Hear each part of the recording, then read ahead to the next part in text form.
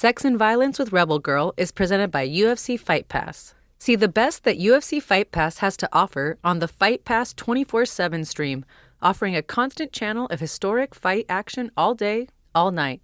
Tune in, sit back, and enjoy a network created by fans for fans. Step into our world.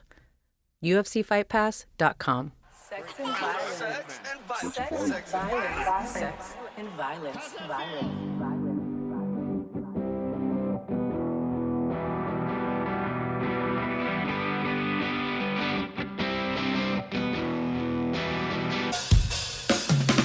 Hey guys, welcome back to Sex and Violence with Rebel Girl, presented by UFC Fight Pass, the show that interviews top-level MMA fighters and other experts in their fields about love, dating, romance, and that all-too-taboo subject, sex.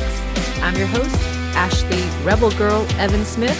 Now let's talk about sex and violence.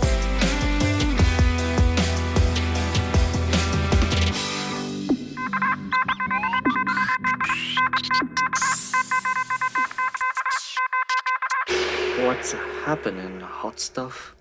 What is up, my naughty listeners? I am back from vacation, and I am so happy to be in the studio, the brand new studio, Zol Productions. Zol Media Entertainment. It's very cool in here, guys. We're still doing a little construction, but yeah, I got to post some pictures on the actual podcast page so you guys can check it out. Are you guys accepting more podcast people, or are you sticking to the hip-hop and all the music? Yeah? So hit them up, guys.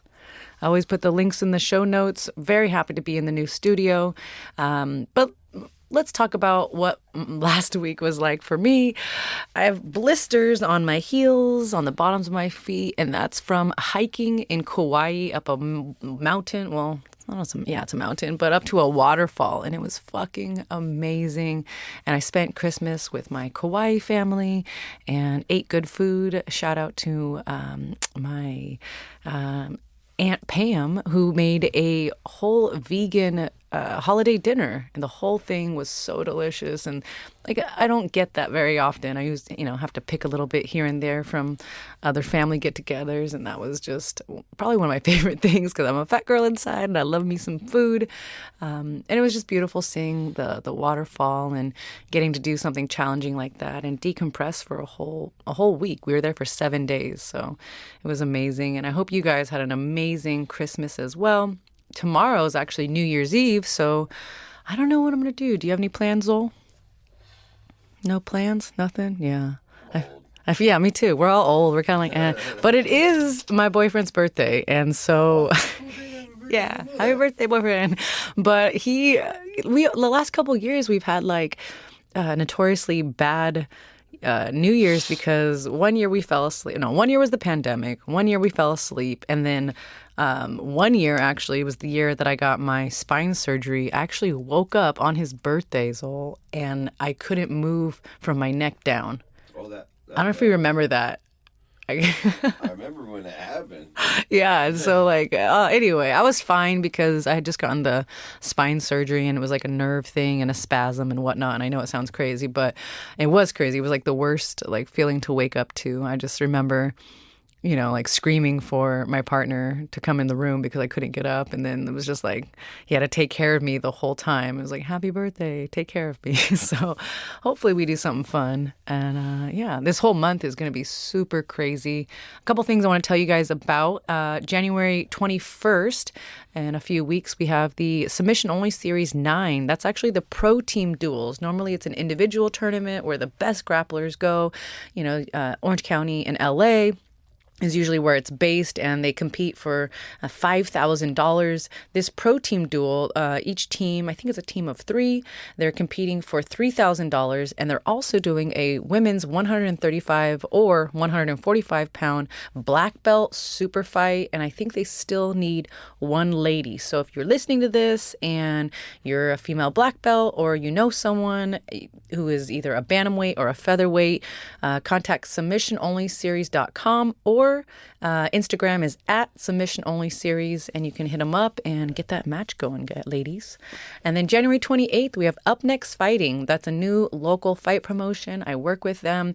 They're so awesome. And what I'm about to tell you right now makes them even more awesome.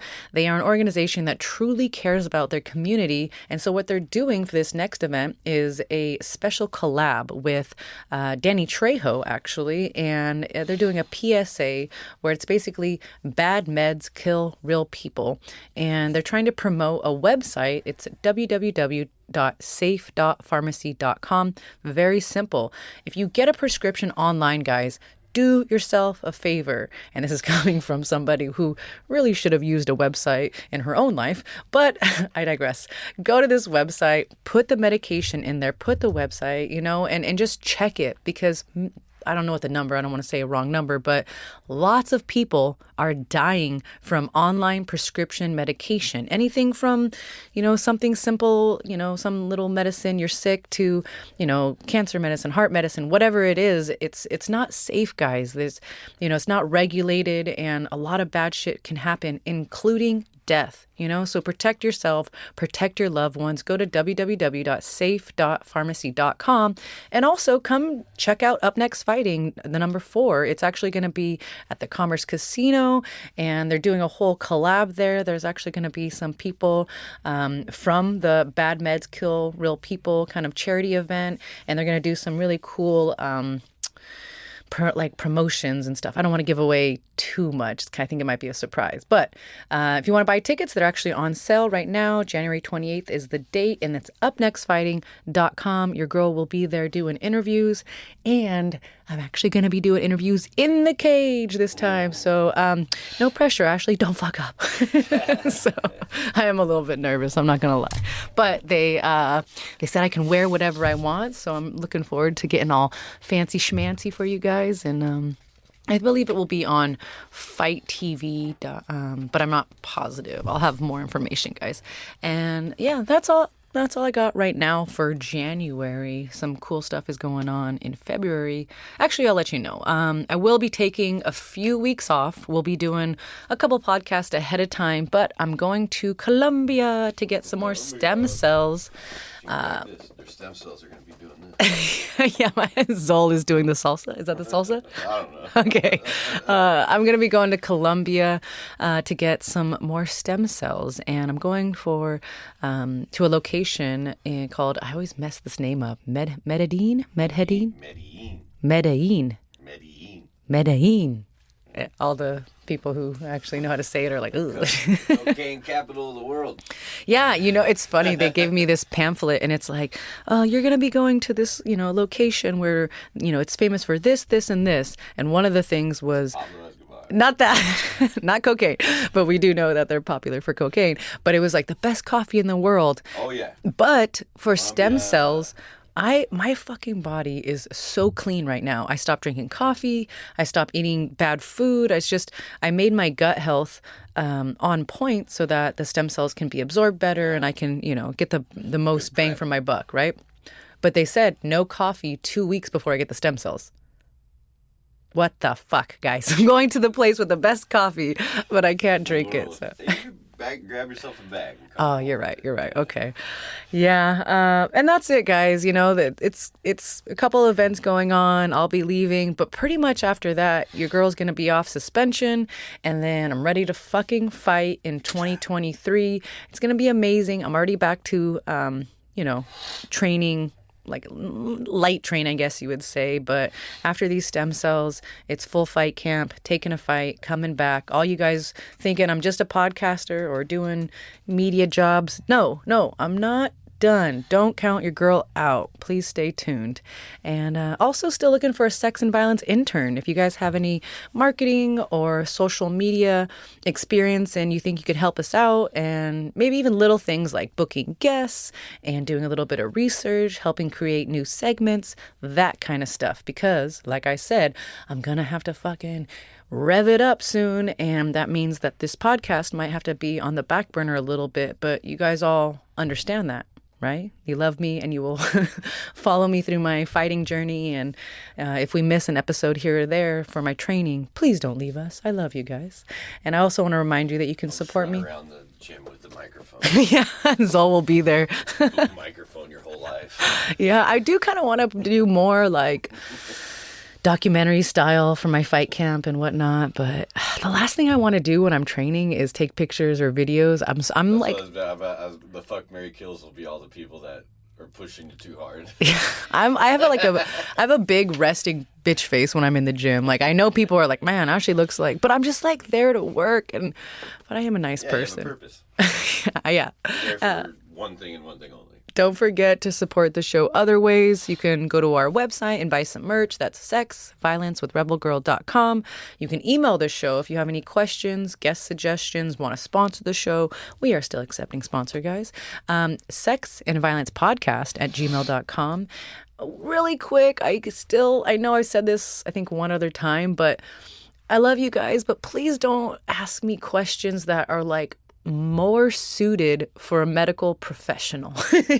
Only because it's not that I don't care, but I'm really not qualified. And I'm here to spotlight my fellow fighters because, I like showing a different side and kind of humanizing the fighters. But at the same time, I'm just a fucking fighter, guys. I'm just doing something fun. I'm not that educated in the body or sex and all that. I have on experts, and that's who you should actually talk to. So if you have some sex questions, check out a couple of the episodes. I should probably put those links in the bottom, but if you just scroll through, it'll say like Dr. So-and-so or, sex therapist and whatnot. And those are the people. Those are the ones that are qualified for your questions. Please don't think it's because I don't care. I do care, but I'm just not going to be that person that's giving out bad advice and then falls back on me for somehow, So, and also you can support me by going to my exclusive content site. It's like OnlyFans, but better. It's called Fan Time, and that's ashleyrebelgirl.com. I just did a Christmas shoot, so if you're feeling festive and you want to see some boobies, go on there. All right, and I always tell you guys, if you really want to help out the show, but you don't got any monies, you can just spread the word or write us a review or click the follow sign if you listen on Apple so that you can find out when we have a new show. And that's about it, guys. All right, let's talk to our new sponsor. Okay, guys, let me tell you about our newest sponsor of Sex and Violence Podcast with Rebel Girl, EA Tax Resolutions. They are professionals that will help with tax issues and bookkeeping. Whether you're looking to settle your tax debt for less than you owe or have back taxes that you need to file, EA Tax Resolutions can help you out. Don't believe me? Check out their YouTube channel, EA Tax Resolutions, where they show exactly how they've helped clients in the past save thousands in taxes. Not only does EA Tax Resolutions help with tax issues, but with bookkeeping. Now, bookkeeping is commonly overlooked by small businesses, myself included, as not being the most important. However, this is very crucial come tax time. Instead of scrambling for receipts, all your information is organized and, most importantly, accurate. So, if you have a small business and you're looking for a bookkeeper, EA Tax Resolutions can help you out. And remember, if you want to learn more about EA Tax Resolutions, you can visit their YouTube channel, EA Tax Resolutions, or call them at their 800 number, 1-800-245-0596. Again, 1-800-245-0596. Or visit them at their website, eataxresolutions.com. Today's guest is an American MMA fighter and jiu-jitsu brown belt. The flyweight fighter holds a 3-2 amateur MMA record and a 5-3 record on the Fight to Win pro grappling circuit. She's also a purple belt nogi world champion, a mother, a lover of yoga, travel, and life. The 34-year-old is currently fighting out of Denver, Colorado, and we talk about using her psychology degree in dating, youth girl-on-girl experience, dad bod appreciation, soft man on the agenda, dating emotionally unavailable men, being newly single, no dating within the gym, dating purple belts or higher, being wined and dined, desires a good communicator, OnlyFans DM about eating own semen, used sock requests, more foreplay, no jackrabbits, and much more. Here's your guest, Stephanie Rampage Cline.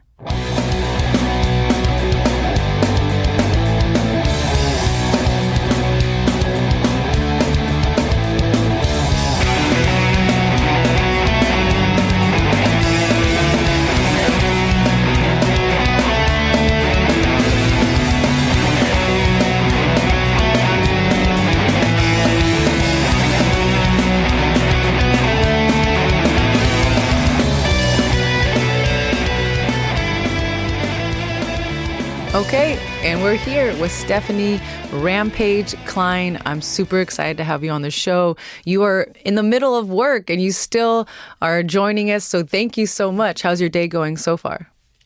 It's busy, the holiday season. So I sell jewelry for work. So oh, you do? Busy. Yeah. That's awesome. Yes. I'm like one of those girls that buys jewelry off like for $1 off those websites. But I actually just bought this one. Can you see it? It's like a little it says RG for Rebel Girl, and I paid like $100 for it, and I'm so frugal. I was like, it hurt my heart because I'm like a naturally frugal person. But that's cool. You sell jewelry. Yeah, very expensive jewelry, more like bridal jewelry, so diamonds. Wow, that's crazy. How'd you get into that? I have been in retail since I was like 17 years old. So I just kind of transitioned from like store. I managed actually a men's jewelry store for a long time, like for 6 years recently. And then I just left there to kind of change it up and go sell high-end jewelry. And, I got my psychology degree, which you can do nothing with. So, so I use it for retail psychology. No, I'm just kidding. Yeah. Managing people. Hopefully you use it, to your advantage to sell some jewelry. Yeah. That's awesome. So is that, you're the only other thing that you do for work, because you're a professional grappler, but obviously grappling isn't paying the bills like, NBA or NFL, definitely not even the UFC. So what else do you do for work besides the jewelry? I do have sponsors that help out a lot, that kind of push me through, the life of fighting. So that's really helpful. And then obviously my OnlyFans on the side is very helpful. So that's awesome. Yeah. So I was going to ask you about your OnlyFans. I love to promote that on this show. We're all about, owning your sexuality and making the most of what you got. And you are very beautiful. And so I'll definitely include your OnlyFans link. How's that going for you? Really good. I kind of closed it down for a while. I wasn't sure how I felt about it. I was like in the middle of transitioning, like life changes after like married life and all that stuff. I had it before. And then I shut it down. But I was making really great money on it. It's really hard not to like jump on that train. But I kind of just wanted to reevaluate how I felt about myself as a single person and just kind of like, make sure I was make sure I was comfortable doing it, because I didn't really know how I felt about doing it. I kind of did it in a different situation. I don't know how to explain that, but further without going into further detail. But, I think people kind of pressured me into doing it before versus like me wanting to do it. And so I kind of wanted to make sure I felt good myself doing it. And I, took about a year off of it. So, but I only had it for a few months even before that. So took a year off of it. And then, I kind of just reevaluated who I was personally and how confident I was and just like what I wanted out of it. And so I took some time and I feel good about myself. I think OnlyFans is super empowering for women, especially women like me who came from a very insecure situation. Like I was very overweight when I started martial arts. So, I lost 80 pounds and I had this whole new feeling about myself. And, I just kind of really found it very empowering. So I kind of came back to it and it's very successful actually. So I love that.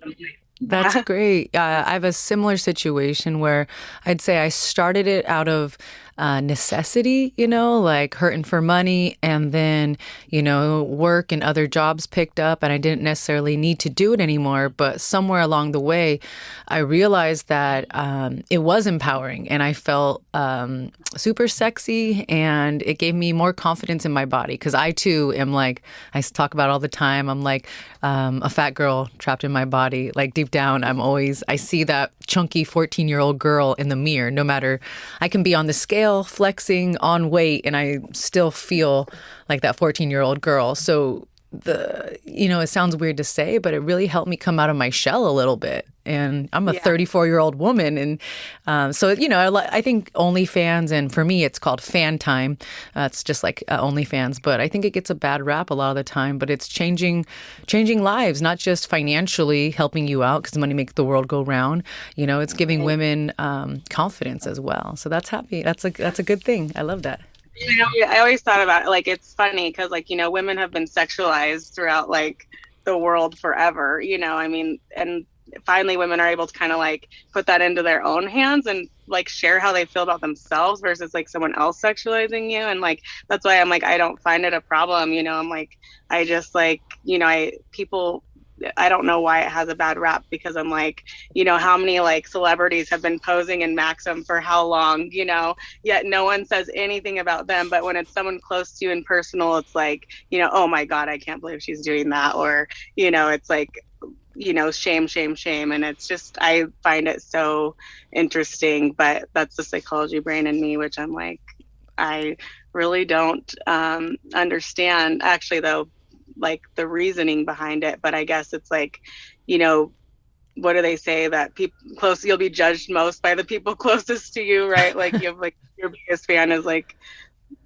people afar, which is strange to say, but for sure that is true. So you mentioned earlier that you lost 80 pounds, and that was kind of, was that actually, like, the reason you got involved with mixed martial arts, was just to lose weight? Like, what's your origin story? How did you get into fighting and grappling? Yeah. So my brother-in-law is actually a black belt under Zingano, actually. And since I was probably 16 years old, he's been asking me to train. Like, you should come train. You should come try it out. You should go. And I kind of always had, like, the grit for it, I think. Like, I was kind of, like, in a little trouble always in high school and stuff like that. I kind of, I'd get in fights, and it was just because the demographic in the school I went to was just kind of like that. So he always encouraged it, but I was like, no, it's for boys. I'm not doing that. So, which I regret, obviously if I started at 16 years old, I'd be a lot further, although I don't know if I'd appreciate it as much. But, some time passed, and obviously, like, I went through all the partying phases in college. I gained a bunch of weight. I just, like, I ended up having a baby when I was overweight. So then that just, like, added. And then, you feel like in this rut after you have a baby, you're like, wow, like, I'm already, like, overweight. There's not really much I can do, all this stuff. But actually my brother-in-law kind of, like, reached back out and was, like, encouraging it for my family and, like, my ex-husband and stuff. So, my ex-husband actually started, and then we put my son in. He was 4 at the time. So I put him into jiu-jitsu, and, I would go sit and watch him do jiu-jitsu. And my professor was like, why aren't you on the mats? Like, you're here anyways. You're here, like, watching your kid and your husband and all this stuff. So I, tried one class, and then I just, got hooked. So it just kind of stuck with me. And then obviously you start seeing, like,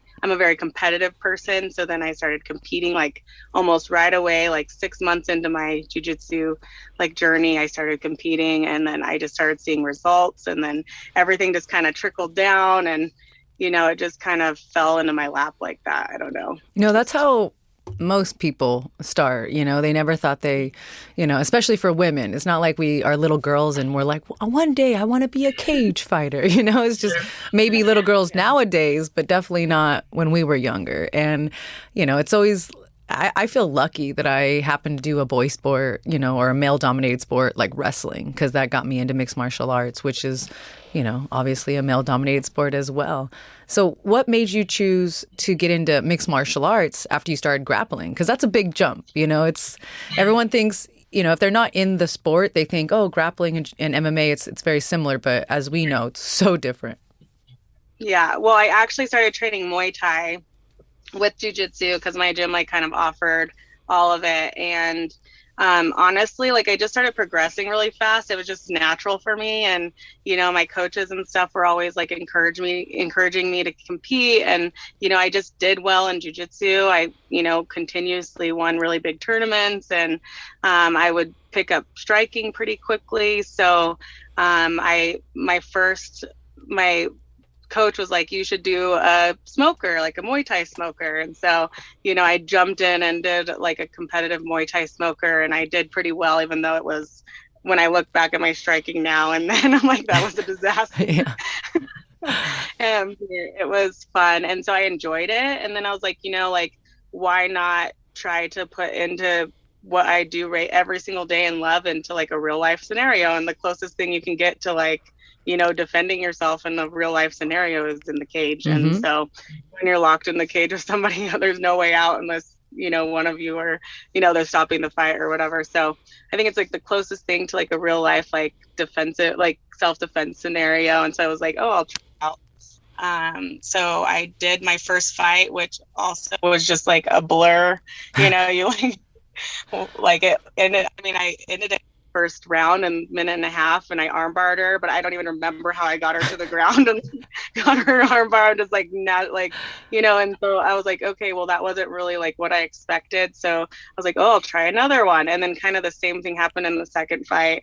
And then, you go third fight, fourth fight, like you start kind of understanding to put things together and like understanding if you actually really enjoy it. So I was like, okay, I need like a banger of a fight to see if I really want to do this.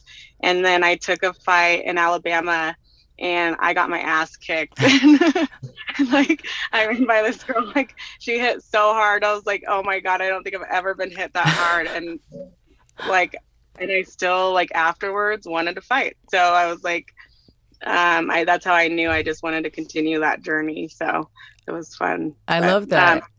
You sound like you love a challenge.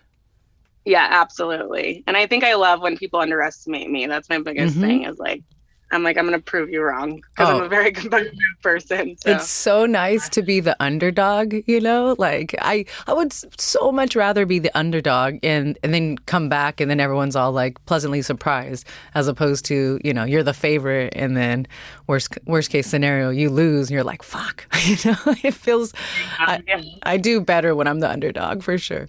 Okay. Well, so you're an amateur right now. You've had, 5 fights. Are there any signs of going pro, or do you still feel like you need to get a few more amateur fights under your belt? Yeah, I mean, I don't want to like rush it. I see a lot of girls kind of rush into like going pro and then like, and then it kind of changes the like trajectory of your like path. And so obviously the more experience I have, the better, but I think I'm about there. I think a couple more fights. I have one lined up in February. I kind of want to fight maybe a couple more times. Like if I'm healthy, I would just want to take as many fights as possible this year and then hopefully go pro, soon.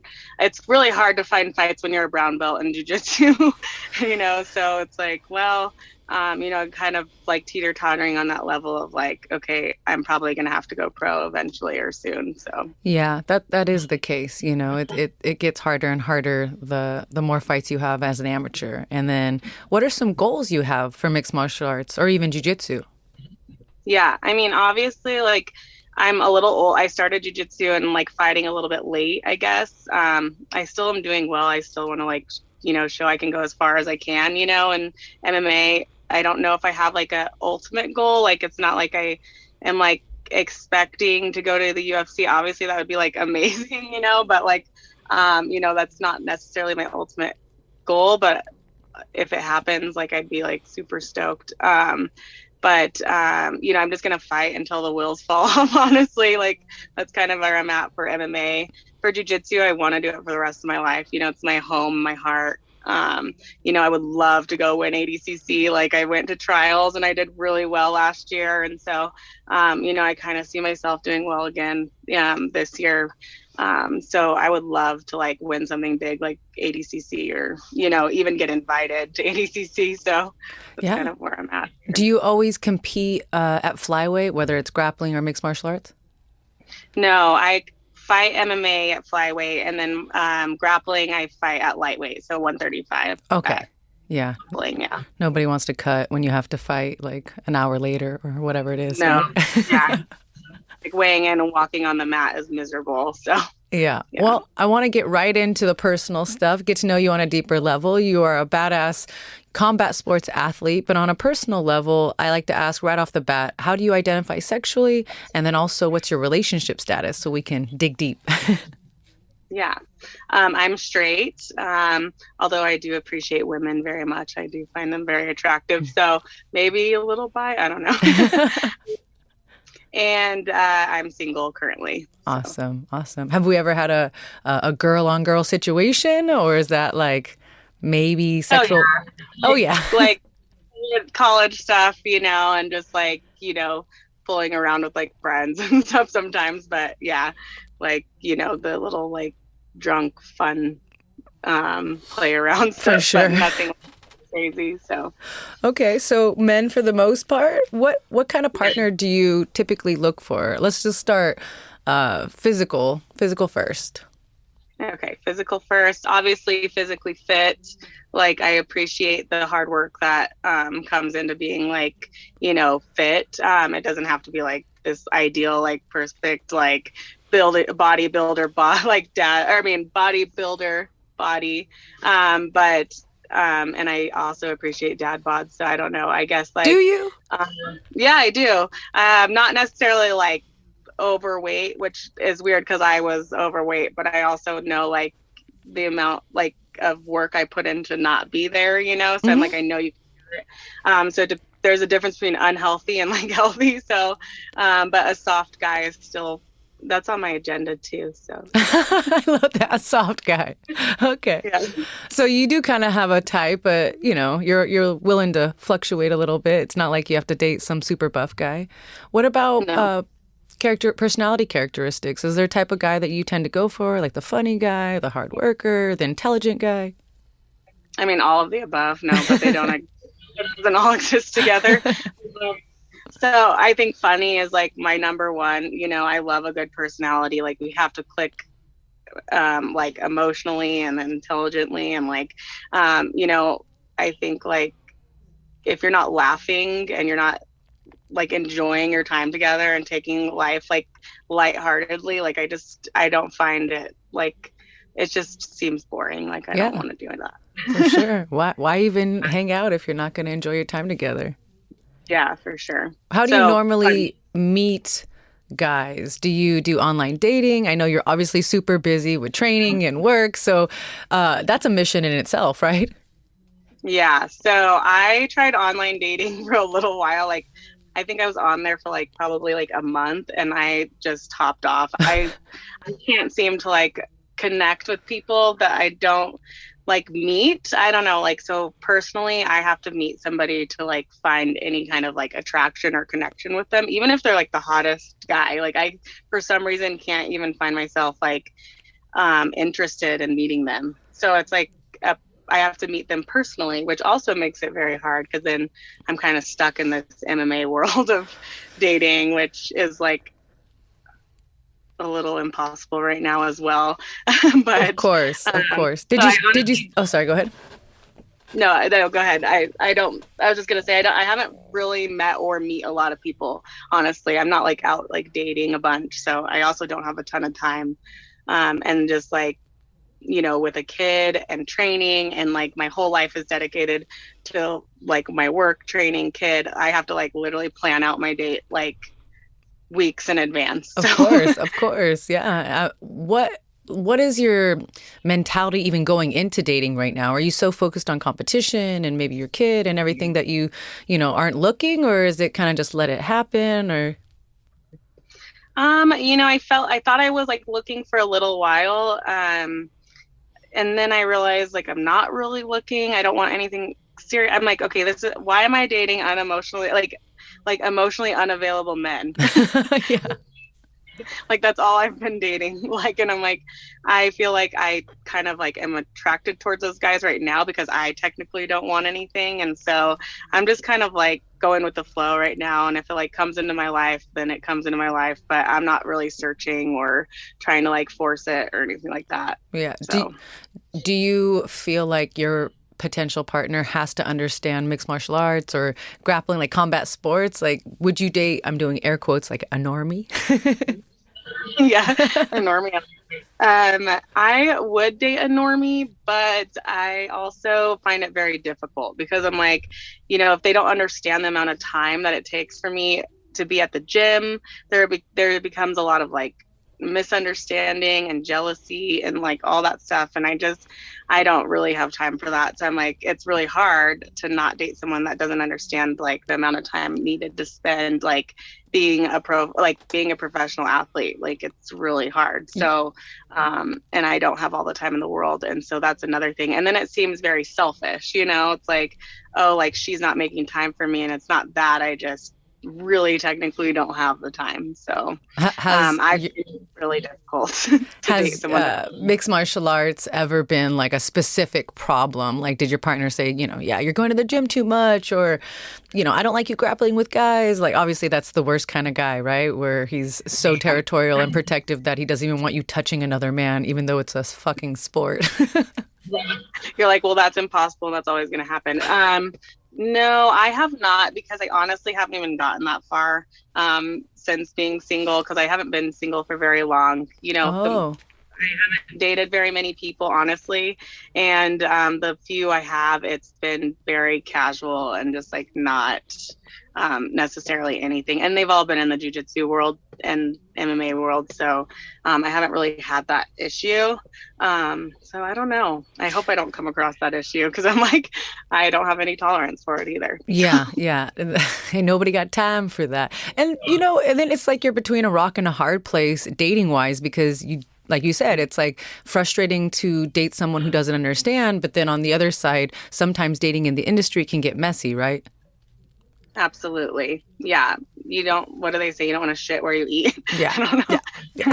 So definitely like refuse to date anybody in my gym because, you know, obviously, you know, you're just so close. And like, you know, once you start adding friends and all this stuff into the mix, and if anything rocky happens, it gets a little crazy. Trust me, my ex-husband and I trained at the same gym, and that was not great after a while.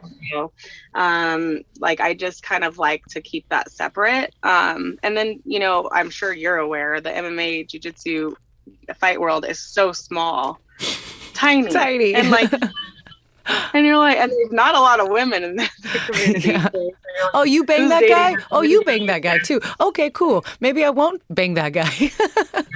Exactly. So it's like, well, it's just so hard. It's a weird place to be. But obviously I hope to meet somebody that like has the same interests in mind and like is doing the same things, has the same goals in mind, is funny, attractive, and like all the above. Of course, yeah. I mean, we're all looking for somebody who meshes with our personality. Now, this is a really silly question, but I don't know.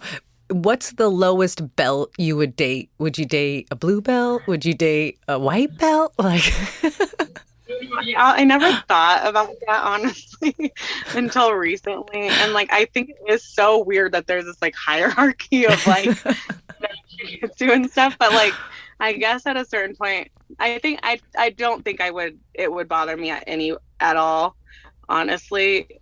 I just think that like, I don't even know. I would date probably a blue belt would be like the lowest rank, because like at least you stuck with the sport. Like if I date a quitter, like I'm not gonna like date someone that went into jiu-jitsu for 6 months and quit. You know, it's like no. But what do they? Okay, so my boyfriend is a black belt, and he's obviously, you know, more in the jiu-jitsu community than I am. But they say that the blue belt, there's like the blue belt blues or whatever, that they always quit. So I'm like, maybe date a purple belt and higher to know that they're gonna stick it out to the black belt. Yeah, and honestly, I probably have never dated anyone that's a blue belt or under anyway, so I'm probably in my mind already think that. So sorry, blues and whites, like just go far, and then you know, like I nothing against it, but it is true. Like I think it like is a sense of character. Like if you're gonna like stick to something and actually commit to it, like or not. So I don't know, and that's not like a deal breaker, but it is a thought. It does, like you said, it does say something about who you are as a human, your work ethic and your sense of, you know, just dedication. And for me, my partner, like I said, it's like, I don't give a fuck about his jiu-jitsu knowledge. I love that he's that dedicated to become a black belt. Like that's a great characteristic. So would it weird you out to have to like show your boyfriend like how to do a move? Like Here, babe, let me show you this sick, this sick go-go plata. Yeah. I feel like I'm pretty good at jujitsu, so I have to show a lot of guys a lot of things. No, just kidding. Oh, burn. I love that. All the white and blue belts that heard you say like, "Oh, I'm only gonna date purple and up," they're like, "I'm gonna get my purple belt now." That's my goal. That wouldn't bother me. I think it is just like you said. It's the character thing. It's like, like what, like when you see someone that's dedicated their whole life to something and you understand what it takes too, like you want to like connect there. And so like, I think it's like, it has nothing to do with like the rank or the knowledge or anything. It's just like what I know that it took to get there, And so I kind of just like, I can appreciate that. And I connect like on a deeper level with that. I agree for sure. So you and I are pretty much the same age, 34 and 35. And I love asking, what is something that you can tell your younger self about dating or love or even sex that you wish you knew back then? Oh my God, a million things. Yeah, there is. Way too young, and I had a baby way too young. I would just say wait, like experience life, like the amount you changed between 20 and 25 is insane, and the amount you change between 25 and 30 is insane. And so that gap between even 20 and 30, I'm like, I don't know how to even like explain that to another girl, but because you think you know so much, but like experience life, experience sex, like do not feel shamed. I had sex with the same person for 13 years, so I didn't experience life and sex and that my own sexuality and all that stuff, and I lost a lot of myself in those years, but I am grateful for them. Obviously I learned a lot as well, so I would just say experience as much life as possible. Don't feel shamed about yourself and about how you feel in life and your sexuality and on any of that. So now that you're a mom, and how old is your kid? He is 9. He's about to be 10 in March. So 9. 9, yeah. So you said you haven't had a lot of post divorce kind of dating experience. I was going to ask because I just don't know, but I feel like it might be harder to date as a single mother. Like, and when do you tell your new partner, like what date, or what time frame do you tell them that you are a mother? Do you do it right off the bat so they know, it's like, hey, I told you, or do you wait? Yeah, I mean, I'm always upfront. So, I mean, almost everyone knows I'm a mom. And my son is like my number one priority, and I honestly don't introduce my son to men. And so I don't want him to have unless it's like serious, unless I would know it's very serious. So I haven't had like that issue yet, but it is hard to date as a single mom at my age because I did have kids young. So like my son is like almost grown. I have people asking like, do you want kids? And I'm like, oh my God, no. Like I already went through all of that. Like I don't want any more kids.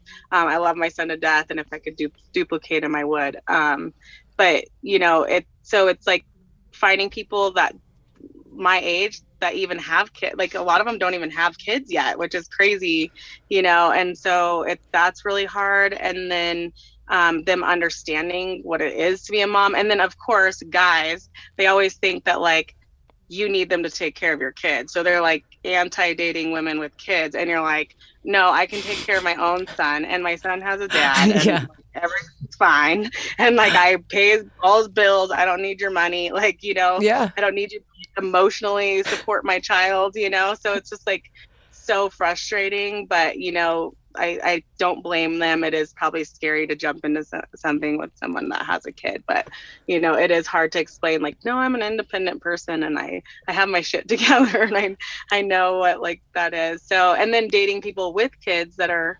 divorced, it's like they either like, I don't know. I haven't even had a chance to, because I haven't even met a lot of people my age that even are like that. So it's always like a lot of older guys, and I'm just not necessarily attracted to older men, which is strange. Oh, what's your cutoff? I don't know, probably like 37. That's what? That's not all. Okay, you're 34. You're like, I'll go a couple years. No, yeah, years. No, like, no, I'm just kidding. You're like, we had to go to high school at the same time, like pretty much. Yeah, I don't know. I guess like 40. I'm just not that attracted to older men. I don't know why. Okay, what about younger guys? I am attracted to younger men, which is a problem. Not like too young. It's like the cutoff there is like 27, 20. I have gone out with a guy that's like 10 years younger than me, and that obviously was. But you knew, you're like, this is a fuck boy. You knew this was a fuck boy. And he was probably good at his one job, and see you later. Yep. Yeah. Exactly. Yeah, that's what I mean is like, I don't even know what I'm looking for, honestly. I mean, if I met an older guy that obviously had his shit together and was like attractive and like, you know, I guess like for me, like you said, like I'm dating in the MMA jiu-jitsu world, and the older men are usually like married or taken or coaches, and it's like you don't, yeah, you don't care, yeah.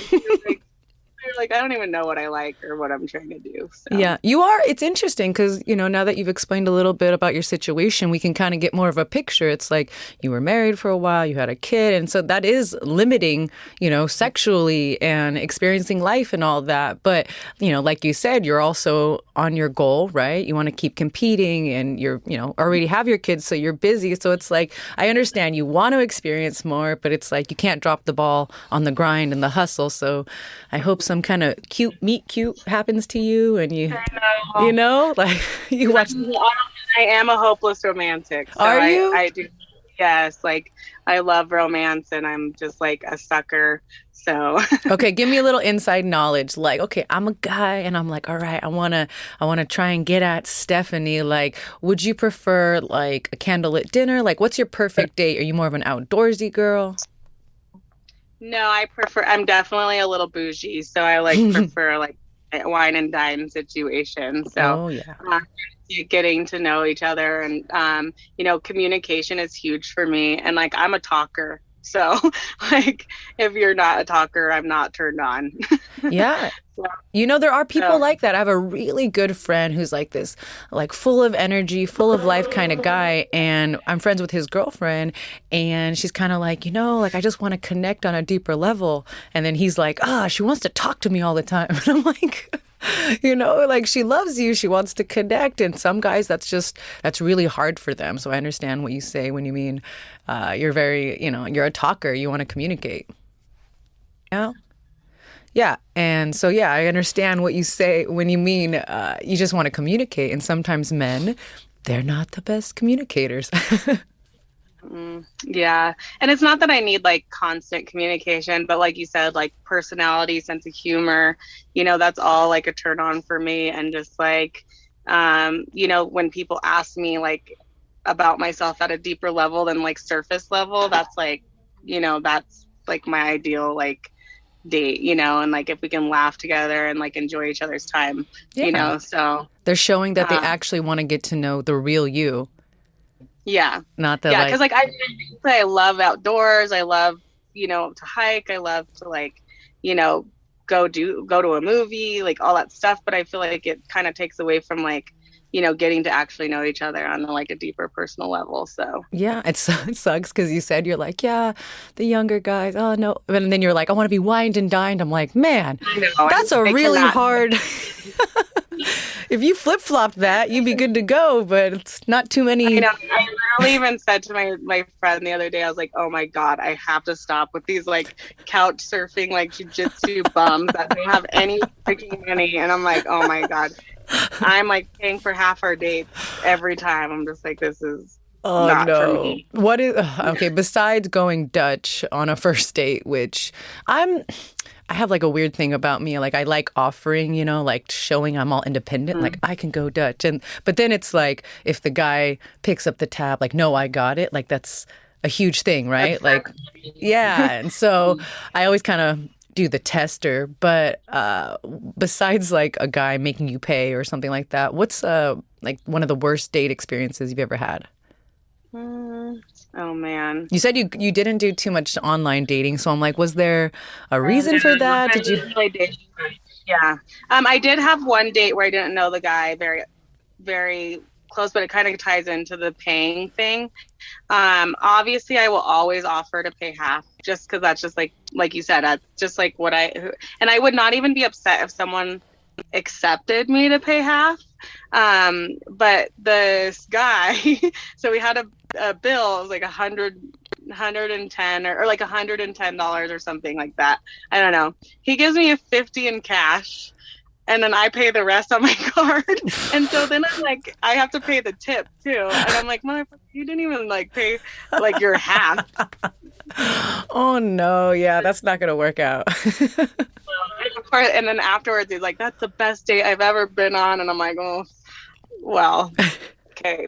Yeah, you must have not gone on very many dates, buddy. Yeah. If you had to describe yourself, just not just physically, but who you are, how would you describe yourself? Oh yeah, sorry. So I guess I am just kind of easygoing, friendly. I don't have a lot of hate in my heart. I've been through a lot, and so I can kind of relate to people. I have a lot of empathy. So I just am, I enjoy to laugh, and I don't take life too seriously. So I feel like I'm just easygoing. Oh, that's awesome. What are some turnoffs? Obviously we talked about, not dating too old and, not dating white belts. But for me, like I always say, like a huge turnoff is like a smoker, not weed, but cigarettes. Or for me, like obviously my partner and I, like we don't want kids. That was never on our list of to-dos. And so before we got together, I was like, yeah, no kids. Like obviously you have a kid, so that's different for you. Right. I would say cigarette smoker. I just cannot do it. That would be like a huge turnoff for me. Also someone that is like grouchy, like, like, and it's like, ugh, I can't stand like people that take life way too seriously. Mm-hmm. That's a turnoff. Someone that's just like has no goals or ambitions, Yeah. So I think that's why I end up like am attracted to like fighters and stuff. I just know how much like that takes and what kind of like goals and like structure you have to be there. So but yeah, other than that, I don't really know. I'm sure I'll find a lot. Yeah. Oh, Godspeed, girl. Well, yeah. I want to ask, because it's always a funny, weird thing, but, female fighters, you're a grappler as well. I know you get some weird DMs. What are the creepiest, like, what's the weirdest DM you've ever received? I mean, obviously, there's a million. I mean, it depends how in depth you want me to get, like, a DM on my OnlyFans or a DM in Instagram? Give me one and one. Like, what's the craziest on OnlyFans, and then what's the craziest you've gotten on Instagram? Okay. The craziest and honestly the most disgusting thing I got on OnlyFans. I am like, whoever this was, like, get off my page. No, just kidding. Please keep paying the subscription. Subscription. No, I'm just kidding. He literally told me that like he in his office that he jerks it and then eats his own. Wow. Afterwards at work. And I was just like, and then he said he one time jerked it and came on his assistant's food and gave it to her. Oh my God, that's creepy. Oh my God, that's disgusting. Don't ever tell anybody that again. Like, I was just like, I was mortified. I was like, if that ever happened to me, I think I would like strangle somebody. I'm like, oh my God. Wow. So I That'll land you in jail for a good 10 years. That's so yeah, wild. I was like, what the f- is wrong with you? I literally kicked him off my OnlyFans. I was like, you are sick. That's so wrong. All right, I don't think that Instagram will top that weirdness. God, yeah. What about Instagram? God. I mean, honestly, Instagram is just the same old stuff. Like, can I buy your? Or I guess this guy like literally would not leave me alone about buying my socks, and it was like he wanted me to wear my socks for like multiple days and like sell them, and sell them, which whatever. But like it was so like I just found it so tedious and like I'm like, dude, I'm a martial artist. I don't even wear socks. Yeah. Like I can't wear this sock for 5 days because I don't wear socks. Yeah. So like, working out, so I just found it so annoying, honestly. And so I was just like, dude, I don't want to sell you my socks. It's like way more work than even with it. All the crazies come out for sure. That's the downside of having that kind of a site, right? Yeah, you're like, wow, I thought I knew everything about everything, and I just don't. I know, it's shocking. Do you personally have like a crazy side? I always ask, like, what's the craziest thing you've ever done for love? And if not crazy, then maybe like romantic? What sucks is I was married to someone I wasn't in love with for 13 years. So I don't know. Like, honestly, there hasn't really been anything I've done crazy enough for love or, anything like that. So I don't know. I'm hoping nothing like too crazy. I'm not really like a jealous person or crazy or anything like that. Well, I mean, probably in my own way. I'm sure someone would beg to differ, but I am not jealous. I'm not like insecure, like you said. Like it just is. So it's hard for me to say what I would do for love. Yeah, 13 years is a big chunk of time. It's a huge chunk of time, especially in that emerging, 20s into your 30s type, like time frame. That's when we should be, I always say like everyone should have their hoe phase. And sounds like you didn't get to have your hoe phase. Missed it completely. There's still time for that.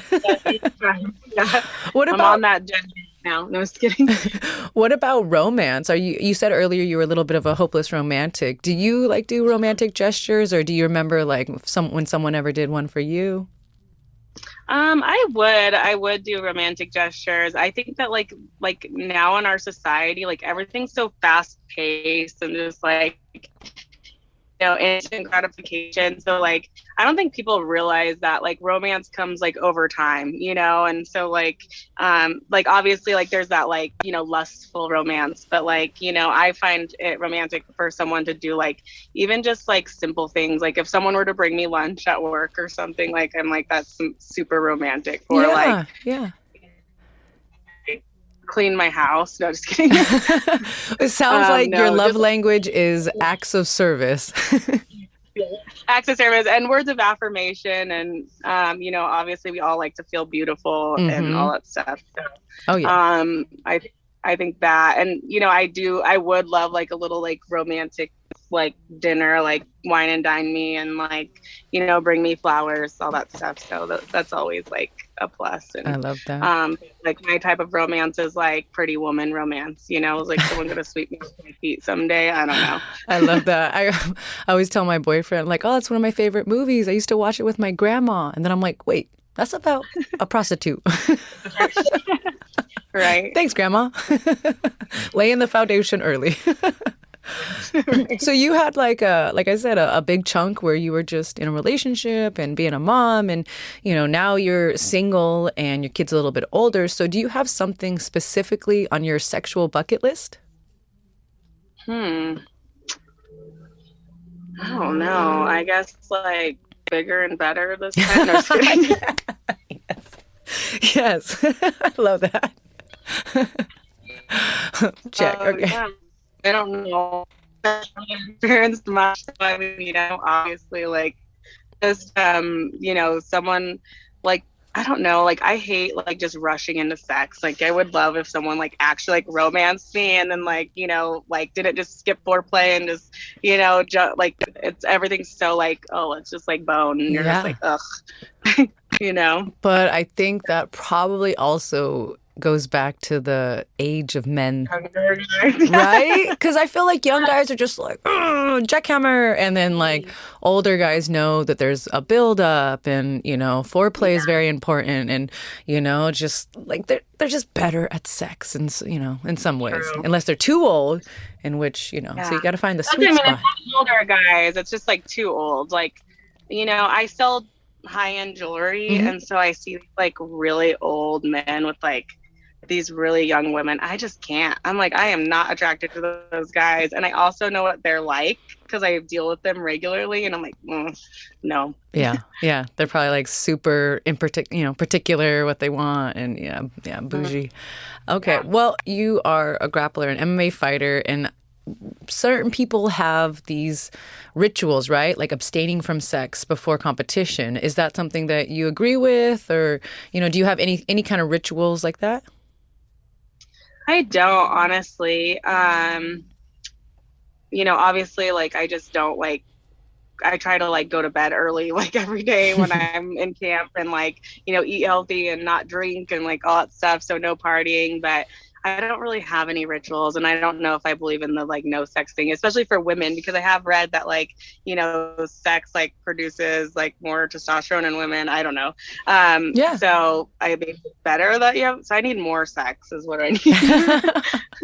I agree, because I feel like you should do whatever makes you happy, and sex, as long as you're having protected sex, then nobody's getting hurt, and you're literally releasing good chemicals into your brain, and with those good chemicals we feel better, we recover more. So yeah, more sex equals better in my opinion too. Have you ever been asked to do something like too weird or too freaky in bed that you had to say no thank you, sir? No, I don't think so. Honestly, I just don't. Like I said, I don't have a ton of experience, which is interesting, but I'm probably the freakier one in bed, honestly. So too much of people. No, just kidding. Has a guy ever said that he didn't want to do something with you that you were into? No, I don't think so. I haven't like really far. Like I said, it's always seems like so like the few people I have after my like ex-husband, it just was like so like random or rushed, and just not great. For sure. So well, at least what you don't want now, right? Yeah, exactly. So do you have a pet peeve in the bedroom? I love asking this because we've gotten all different types of answers. It could be anything from bad breath to sticking in the back door without asking. I guess both of those would be peeve of mine. I haven't had much, but I think like I said, like rushing, without like even like wanting to like being super aggressive in the beginning, like obviously we all like a little aggressiveness and the middle or all that stuff, but in the beginning and just like rushing into it and just I don't know, I've had like a couple experiences like where I'm like, dude, like chill out, slow down, like it's okay, there's just like no build up to it. I understand. And like men, if guys listening, I feel like most men know this, but like why is foreplay important? Well, there's a lot of reasons, but also women get wet when they get excited, and the more foreplay, the wetter we get. And if we're not wet, guess what? It doesn't feel good, and it's going to be hard for you too to get it in there. So it's like, do yourself a favor and go slow, like slow down. I had a sex, she's like a sex guru on the... Yeah, she was... fuck, how do we explain her? So, yeah, Susan Bratton. She was, basically a sex doctor. Like a Tony Robbins of sex. Yeah, like a Tony Robbins of sex. And she just... Motivational and educational. Yeah, motivational and educational. And she just explained this whole, kind of theory about going slow. And she even gave us like a pump count for guys and all that. And we were like, wow. And then a couple guys messaged the podcast and they were like, thank you so much. That worked. And I'm like, oh, see, slow down, guys. It should be educated. Yeah, like more educated. Like they're watching like ridiculous porn and not like actually understanding what women really want and need. So, and I also feel like, you tell me, but like most guys, when they talk to me, initially they're always like, oh, I bet you like, because I'm a female fighter. So they think like, oh, I bet you like it rough and aggressive. I'm like, I'm a lady, like treat me like a lady. I don't want to fight in the bedroom. So I guess my question to you is, I'm sure guys probably expect the same thing, but is, the bedroom where you like to be dominant as well, or do you prefer to be a little bit more submissive in the bedroom? No, I'm definitely more submissive in the bedroom. So I definitely am not. I mean, I guess I can take control of the situation, but not like, I'm not like, whipping men and like beating them. Which is, hey, if that's what you're into.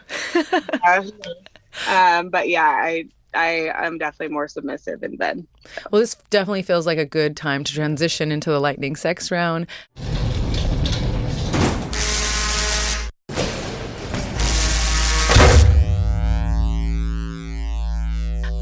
So for you listeners who don't know what that is, it's basically a rapid fire yes or no segment where I ask Steph, one question or one phrase and she can answer yes or no. If you want to elaborate, Steph, you can. If not, we'll just keep it moving, okay? Okay. Awesome. So lightning sex round with Steph. Here we go. Do you dirty talk in bed? Yes. Spank or like to be spanked? Like to be spanked. Biting? Yeah, I think with the right like pressure, like if you're biting me to bleed, like no, but yeah, yes. Okay. Choking? Yes, I like to be choked, but isn't that weird? I think like all women do. I don't know for the most part. I would say with my statistical analysis here on the podcast, I'd say most females do say yes, but then, the demographic of guests, it's a bunch of fighter girls, so it's like maybe that's what I'm saying is like all fighter women like to be choked, which is strange. I don't know. There definitely have been some guests that said no, but I'd say majority, especially if you are into like jiu-jitsu and you have a partner who knows how to do it right, then yeah. Because also, just like what you were saying with guys that are just too aggressive or too fast, they don't want to slow down. There's also the guy that chokes you too hard and you're like, wow, now we're fighting. We were fucking, but now we're fighting. Yeah. Exactly. Okay. Threesomes. Yes. Do you watch like porn? Have I? Yes. Would you yeah. Yeah, I would. Okay. Or maybe right circumstances. Probably couldn't be like emotionally connected to the guy.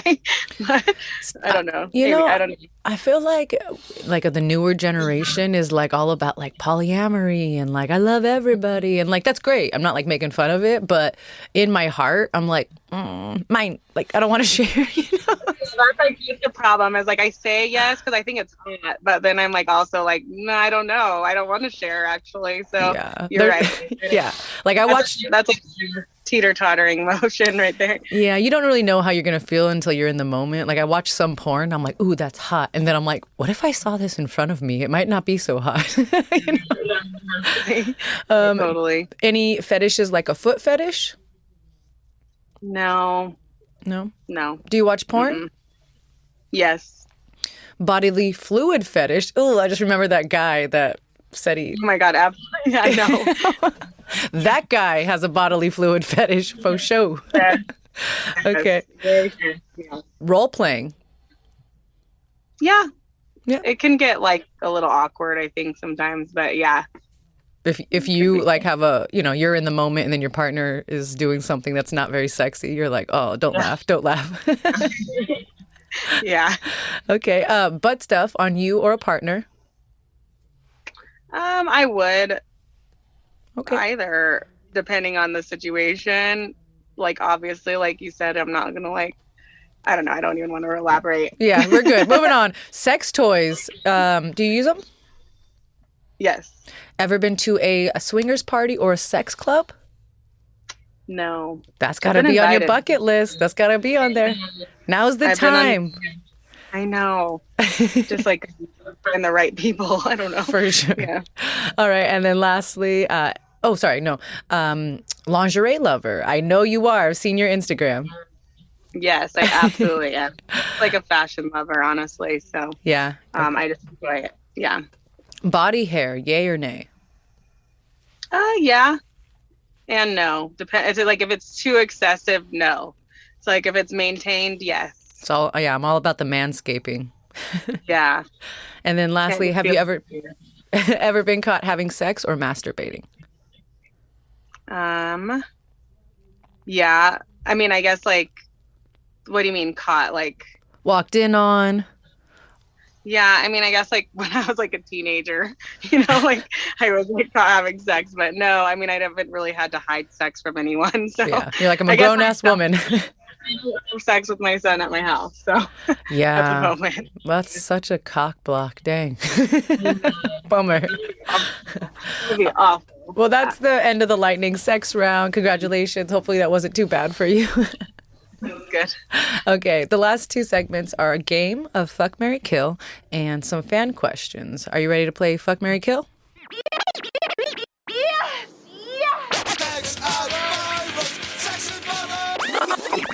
Fuck one, marry one, kill one. Go.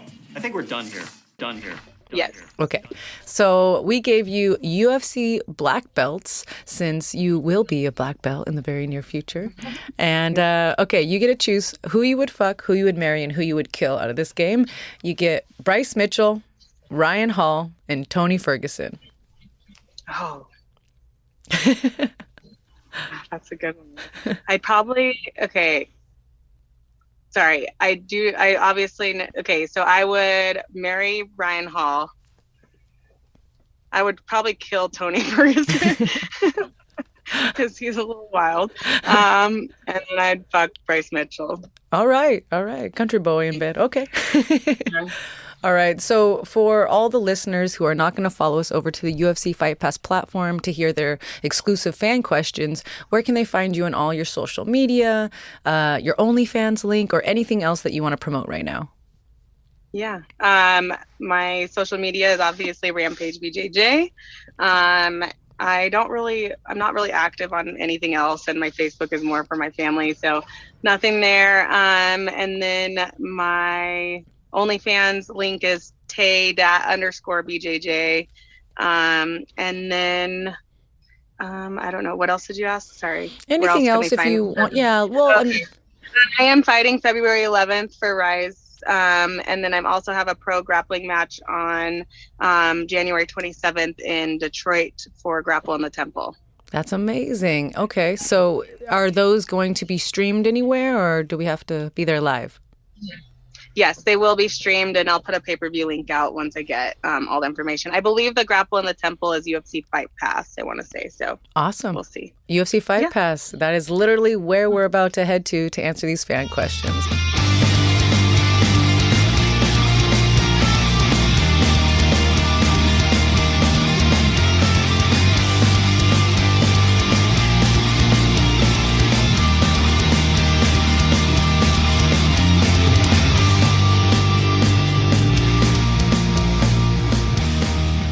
Okay, guys, that's it for episode 127 with Stephanie Cline. What a cool girl. I love having on a variety of different athletes, but I still, unfortunately, I feel like it's mainly MMA fighters. And then I bring on a jiu-jitsu girl, and she was an MMA fighter as well, but you can tell that she's more of a grappler, is her thing for sure in her background. And it's just nice because everybody's different. Everyone's got a different background. And like we said in the episode, just because someone looks a certain way on their social media doesn't mean that's who they are or all they're about. So keep tuning in, guys. This podcast allows you to get to know some of your favorite athletes on a deeper level. And if you're a real fan, I think that's what you should probably care about. So UFC Fight Pass is the world's premier combat sports streaming service with over 200 live events, the largest fight library in existence, original shows, and more. Sign up for 1 year and get half off for a limited time at ufcfightpass.com/sign up. Next week, we have on a very cool guy, Andre Afro Monkey Ewell. He is a former UFC fighter, Up Next Fighting, LFA, and most recently, BYB Extreme Bare Knuckle Fighting veteran. I think he has 30 fights, maybe even more, maybe 40, 30 to 40 fights. This guy has been doing it for a minute, and he's always active, and he's got a great personality. I actually got a chance to get to know him a little bit while he was fighting for Up Next Fighting, the local fight promotion that I tell you guys that I work for now. And just a fun guy, and I'm really, really excited to have him on the show. He's very open, so he's one of those kind of people that I know I'll just ask one question and I won't have to pry and dig deep. He's just an easygoing guy, so stay tuned for that. Hey. Don't forget, also, you can check out our website, sexviolencewithrebelgirl.com. You can check out my exclusive fan site, that is ashleyrebelgirl.com. And you can also rate and review the show, because that helps us out a lot. Thank you guys for all your fan questions and for tuning in every single week. I love you guys. And I also love DJ Zol. Check him out at Instagram at DJ Zol. Tomorrow Kids Studio at Tomorrow Kids Official. And you can always find our podcast Instagram at Sex and Violence with Rebel Girl, and myself at Ashley MMA. I hope you guys enjoyed this show. Remember, be kind, be grateful, but do not take shit from anyone. Talk to you next week with a new guest and more tales of sex and violence. Bye.